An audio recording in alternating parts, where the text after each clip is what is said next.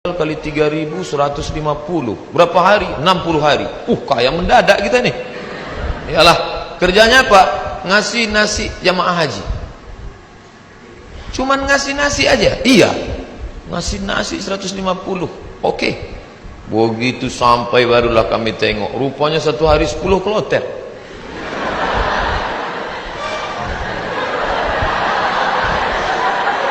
Satu kloter 400. 10 kloter 4.000 orang yang mau dikasih. Saya ngasih nasi kotak. Tugas saya nasi kotak. Kawan saya yang satu nih, yang sekarang di Jakarta itu bagian ngasih jeruk. Asal yang jamaah haji itu nenek-nenek dikasihnya 1. Yang anak gadis dikasihnya 5. Jadi setelah jam istirahat saya bilang, ente zolim, saya bilang. Ini yang kita kasih ini bukan jeruk kita. Ini punya umat. Nanti di akhirat kita akan dituntut di padang mahsyar. Kok ente kasih bu itu 1 yang itu 5. Nenek itu kita kasih jeruk 1, memang tak tekunyahnya lagi gitu. Ini anak gadis ini kita kasih. Jadi kalau cerita sama Ustadz itu ada saja dalilnya. Jadi saya kalah dan dia sekarang alhamdulillah setiap saya pergi haji, pergi umroh kemarin di King Abdul Aziz itu saya foto. Habis itu saya kirim ke kawan-kawan dulu. Ingatkah di kau wahai kawan, 20 tahun yang lalu kita di sini. 20 tahun yang lalu kita di sini bekerja. Inilah setiap melihat kemah-kemah, setiap melihat atap ini terkenang kalian. Aku masih ingat kalian dulu yang membagi jeruk, nenek-nenek 1, anak gadis 5. Dibalasnya kiki. Bagian maksudnya. Kadang jamaah-jamaah haji ini sombong. Jamaah haji ini tak semuanya hatinya baik, banyak juga yang sombong. Menengok kita kerja, nampaknya berkeringat, berpeluh, sepele nengok kita. Panggilnya, sini bentar. Ya Pak, sudah lama jadi TKI. TKI bukan hina. TKI itu pahlawan devisa. Saudara-saudaraku yang bekerja menjadi TKI di Hong Kong, di Singapura, kalian pahlawan devisa. Tapi orang menyepelekan kalian. Kalian mencari makan di negeri orang lain, padahal di negeri ini sumber makanan. Kenapa? Makanan itu dicuri orang. Akhirnya kita susah, mahasiswa susah, pekerja susah, istri meninggalkan suami yang dalam keadaan sakit menjaga anak untuk mencari nafkah. Disepelekan. Sudah lama jadi TKI. Kami ini mahasiswa Pak. Di mana kalian belajar? Di Kairo. Asal dari mana? Riau. Memangnya tak ada universitas di Riau? Ada Pak, cuman 1 semester 5 juta. Sidang tertutup 10, sidang terbuka 15. Buka tutup 25. Tak ada duit. Maka kami belajar jauh-jauh. Selesai S1, pulang saya ke rumah. Haji Abdul Somad LC titelnya. Lagi cemas. Ke bawah tak berakar, ke atas tak berpucuk. Tak tahu apa mau dibuat. Pulang ke rumah menengok kebun sawit ada di rumah. Banyak Pak Ustaz? Tak banyak, cukuplah untuk 7 keturunan. Kalau tak dijual-jual.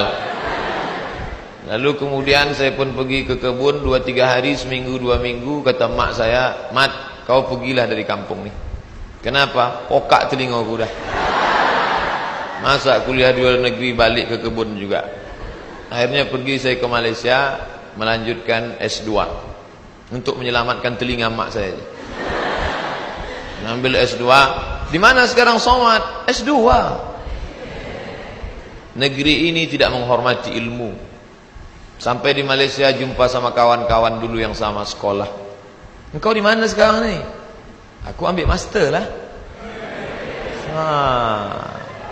Subsidi rumah, subsidi beasiswa, subsidi, semua dapat subsidi. Kita di mana? Di parkir motor di tempat yang jauh. Begitulah keadaan. Padahal sama-sama orang Melayu, bahasa kita sama, bentuk kita sama, hidung sama-sama jongkok. Tapi nasib dia tegak, kita sujud terus. Itu yang terjadi. Saya kuliah di UKM, Universiti Kebangsaan Malaysia. Banyak orang nanya saya, kenapa tak ambil UIA? Kenapa tak ambil IIU, International Islamic University? Kenapa tak ambil Malaysia? Kenapa tak ambil UM, University Malaya? Kenapa ambil UKM? Dia tak tahu. Di UKM tu bisa ngutang. Tapi saya tak selesai. Karena saya pemburu beasiswa. Tiap hari searching, browsing, mancing, launching.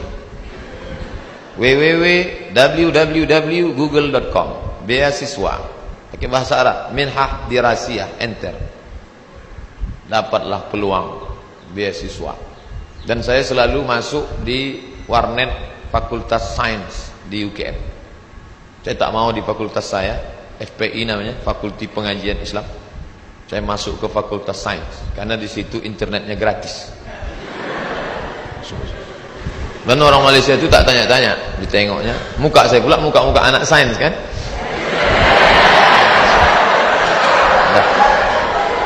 Nah, habis itu dapatlah info katanya ada satu negara menyediakan beasiswa.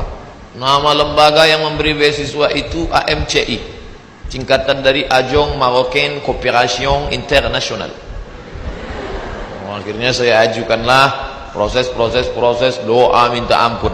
Biasanya saya doa gini aja, tapi untuk beasiswa aja. Ya Allah, minta tolong aku. Mau balik ke kampung aku tak sanggup, telinga udah pokak. Mau balik ke Riau kerja tak ada siapa yang mau menolong. Mau lama di Malaysia ni utang sudah lagi ni tolonglah dapat beasiswa. Rupanya orang yang teraniaya itu doanya makbul. Minyak kita dimakan orang, minyak kita disedot orang, kita ini teraniaya. Allah kasihan nengok, ini hambaku kata malaikat, kasih dia. Diterimalah saya mendapat beasiswa. Sampai kawan-kawan saya heran, ente dapat beasiswa dari mana? Darul Hadis. Nilai ente waktu di Azhar apa? Good, excellent, very good, good, gagal. Nilai saya good dan saya diterima. Tidak ada sejarah orang asing diterima di Darul Hadis dengan nilai good. Semua mesti very good. Tapi saya diterima. Allah tahu, Allah kasihan. Ini wajah penuh dengan penderitaan. Akhirnya saya diterima di situ dan saya pun belajar dengan penuh suka duka dan dipatok 24 bulan mesti selesai. Nama titelnya DESE, Diplôme étudiant, Diplôme études supérieures approfondies. Tapi tak saya tulis itu karena titel itu Diplôme études supérieures approfondies, desa, kampung. Akhirnya saya tetap pakai yang Inggris punya, LCMA. Walaupun banyak yang nanya, apa LCMA itu Pak Ustaz? Lagi cemas menghadapi apa-apa dan ama-ama. LC itu diambil dari bahasa Inggris, licence. Diambil dari bahasa Perancis, liaison, artinya ijazah. Orang ini sudah punya ijazah. Ajaza yujizu ijazah, dia boleh mengajar. MA itu sebetulnya bukan titel saya. Daripada ditulis DESA, tapi DSK PNS ditulis DESA. Karena waktu mendaftar dulu dikatakan tulis menurut titel negara asli, Diplôme études supérieures approfondies. Lalu kemudian saya pun pulang membawa 2 ijazah, LC di kiri, MA di kanan. Ada orang memanggil, sinilah ngajar ke kampus kami? Tak ada. Ada orang mengangkat, karena ente sudah pontang-panting, tunggang langgang, lintang pukang, maka kami angkat menjadi PNS? Tak ada. Malah kehadiran kita dianggap sebagai ancaman. Kita disepelekan, kita diremehkan. Perjuangan panjang, mau pergi kemana lagi? Tetaplah tinggal di sini. Akhirnya kabar itu datang juga, Riau Pos, beritanya kecil 2 jari. Penerimaan dosen 30 orang. Datang saya membawa map ke lantai 3. Assalamualaikum. Waalaikumsalam. Kuat salamnya, semangat kan? Bu, katanya ada penerimaan dosen di sini ya? Ya. Saya mau melamar jadi dosen. Kata ibu tu, Pak, kalau mau melamar jadi dosen harus S2. Tak yakin dia saya S2. Gondok saya buka atas saya tunjukkan ijazah saya. Tengok. Tengoknya, apa ini kata dia? Rupanya tak bisa dia baca. terus Arab semua. Datang pegawai dari dalam, atasan dia, coba tunjukkan ke yang di dalam. Tunjuk, dibacanya, tengoknya. Siapa yang punya ijazah ini? Ini orang. Abdul Somad, guru saya dulu. Kemana aja ente hilang selama ini? Hilang kata dia saya. Akhirnya setelah melewati proses panjang, ini fotokopi, saya mau jadi dosen pak, fotokopi ijazah, transkrip nilai, legalisir, semua oke, sudah pak. Ada lagi yang belum Somad. Apa pak? Surat kesehatan dokter. Ragu dia saya sehat. Tak tahu dia saya tahan tegak lama.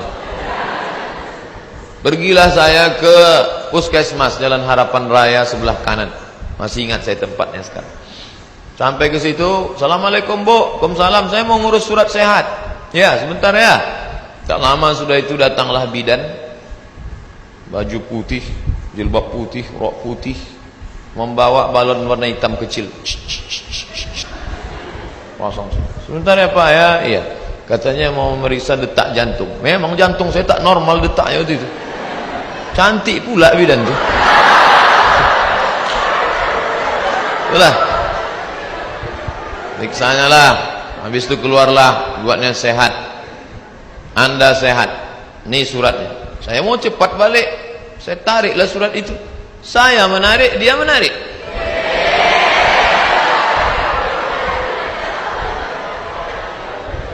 Saya tak paham apa maksudnya ini. Wani piro.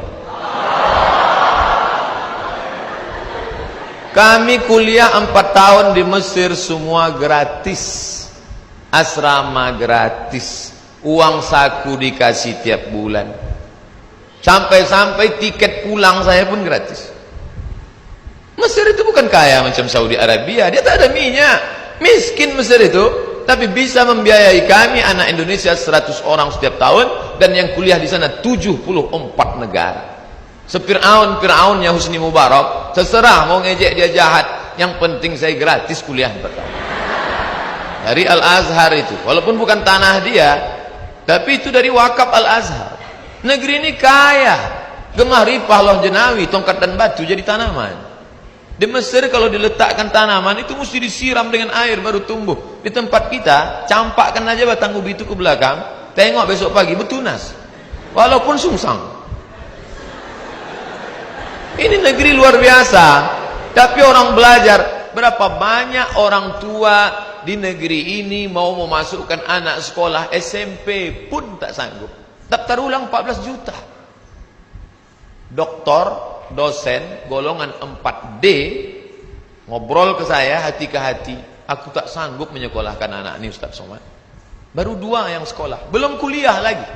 Mau jadi apa ke depan? Nah, jadi berkaca. Mesir luar biasa dengan Al-Azharnya, dan kami kuliah di situ. Sampai kawan saya ini suka makan cabai, mengunyahnya malas. Cabai itu tendang kiri, tendang kanan, telan. Kiri kanan, telan. Akhirnya biji cabai itu tak hancur, menumpuk di dalam. Ini ada usus kecil, usus buntu. Begam cabai, busuk di dalam. Kalau sampai meletup, bam, Big Bang, mati. Maka ini mesti dipotong. Akhirnya dibelah sedikit, dipotonglah ujung usus buntu tadi. Biaya operasi 3.000 pon kali 2.000 perak, 6 juta. Tak ada duit. Mau nelpon ke Indonesia, krisis moneter, $1 20.000, tak ada duit. Akhirnya keluarkan kartu Al-Azhar. Azhari? Ente Azhari? Azhari maksudnya ente taman orang Al-Azhar? Iya. Gratis. Sakit gratis. Di negeri Fir'aun sakit gratis. Di negeri kita sehat bayar. Tapi tidak saya ceramahi orang puskesmas itu.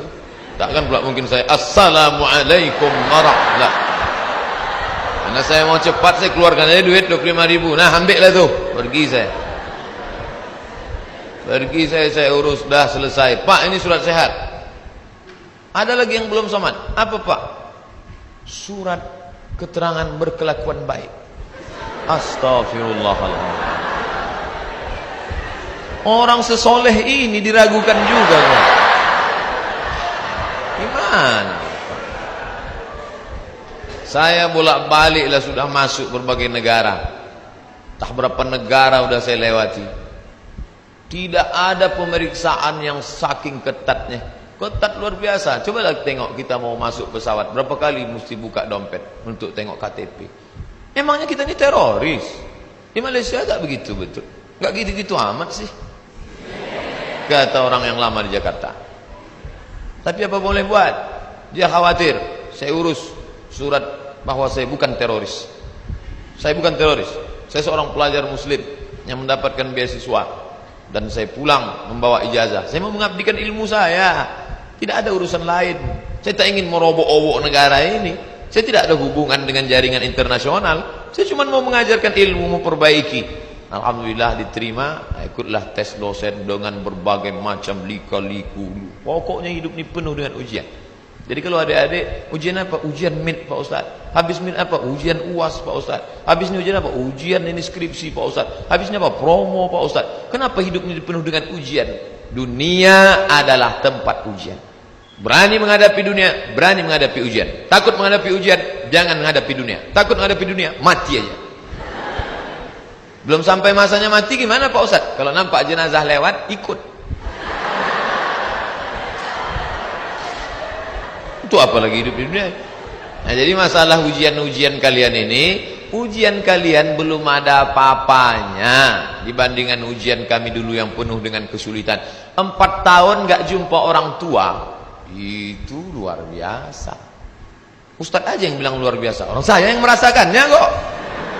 Saya nggak nengok muka emak saya 4 tahun, sampai lupa saya muka emak saya itu macam mana. Saya ingat 4 tahun. Ditengok muka emak orang Arab tak sama. 4 tahun saya tak jumpa.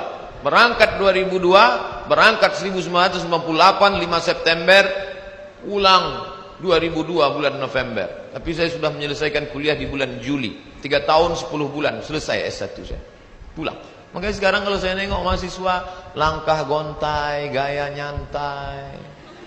Ente semester berapa? Ente semester berapa? 14 Pak. Ilaha illallah. Bagus nih balik kampung. Tanam sawit, buka kebun, tanam lele dumbo segala macam. Ngapain ngabis-ngabiskan duit orang tua?